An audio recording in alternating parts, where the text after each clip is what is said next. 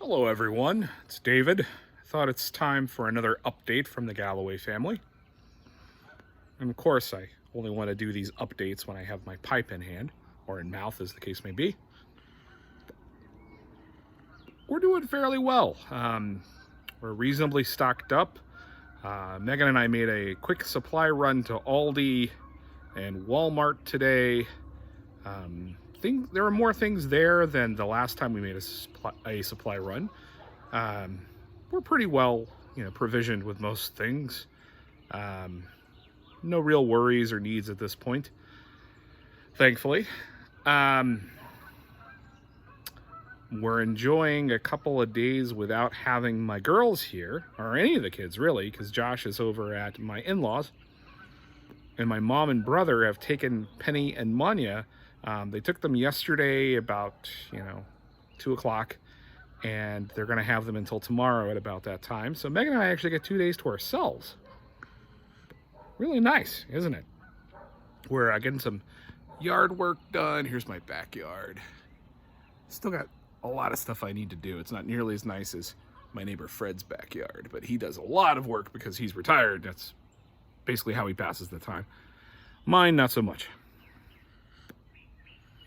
But we also did a lot of interior work.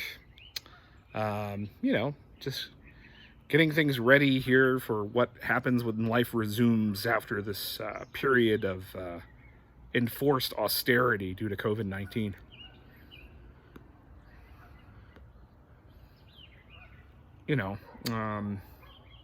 We're watching Star Trek Picard, eagerly anticipating the last episode of the season tomorrow.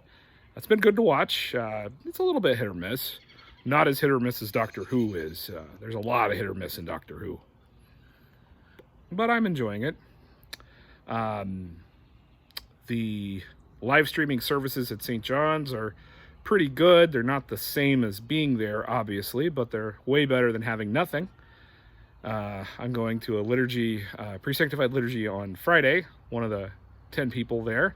So that'll be good. And then Megan's going on Sunday to the liturgy then. What else? Megan has excellent designs she's working on for various decor. If you haven't seen her Etsy shop, it's called St. Marina Marketplace, and she has an Instagram page that's pretty much the same name. I'll put links to those below so that you can have that. Doing some reading, not as much as I'd like, of course. Reading Father Alexander Schmeman's Great Lent. Reading Wendell Berry's Sex, Economy, Freedom, and Community. Great essay, by the way. I'm writing down some of my thoughts on that now. There's a lot there in those 60 pages. For those of you who smoke pipes, you might be interested to know that I am smoking Peretti British, what's it called? It's not British Flake, but it's British something. It's an English blend with a touch of aromatic in it. It's quite good. This pipe I'm smoking is an Oliphant pipe made by Jesse Culp. It's quite a nice pipe. I purchased it from him when he was here for Christmas. It's become one of my favorites. I tend to smoke a pipe about once a day. Actually, with being home with COVID-19, it's been more like twice a day.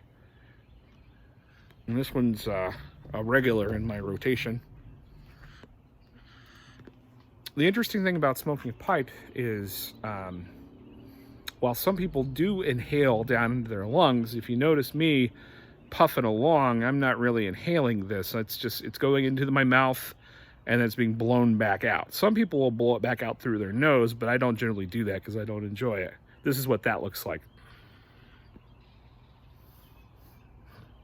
And you can kind of taste it through your nose, and it's a sensation every once in a while I'll enjoy, but for the most part, just in the mouth and out. Kind of sip it as though you would a wine. Never really gets down in the back of my throat. Because of that, there's less respiratory concern. Really, tongue and lip cancer is the only big risk with pipe tobacco, unless you do inhale, and then you have all the regular stuff that you would get from cigarettes. for me, while the nicotine is pleasurable, I enjoy it more as a hobby than anything else. I routinely put it down and don't touch it for over a month at a time.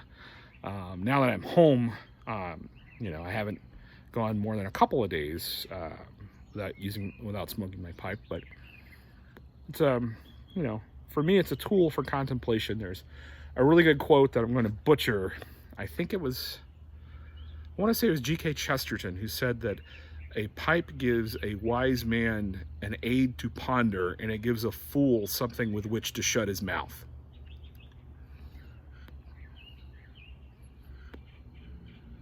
G.K. Chesterton also had a great quote that said, "In Catholicism, there is room for the pint, the pipe, and the cross to live together in harmony."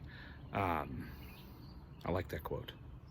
He was a Roman Catholic, and I'm not, obviously, but if you tend to small c Catholic, just meaning universal or complete, not lacking anything, I think Father Thomas Hockpo would say the more appropriate translation of the Katholikos in Greek. We could certainly self-apply that as Orthodox Christians, and maybe some other people might as well. In any event, we're doing well.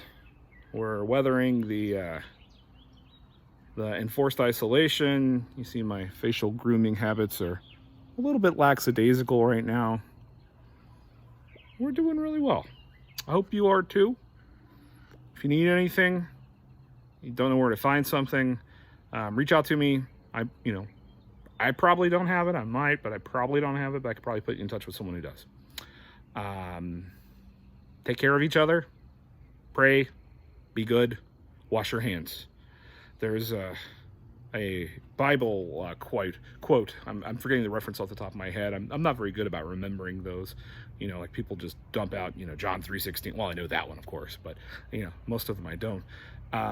It's this: wash your hands, you sinners. And I need to learn that one. So in this time, it's appropriate. Be well. Today is the day of the Annunciation. I'm just enjoyed the live stream of the service. We're having salmon for dinner tonight in anticipation. It's not fancy salmon. We're taking canned salmon and making salmon patties, croquettes, good Southern tradition, and elsewhere, I'm sure. And I'm going to have an old-fashioned. I got some of the makings for an old-fashioned while I was out, some Angostura bitters and some orange. So, have a good evening. Spraznikom.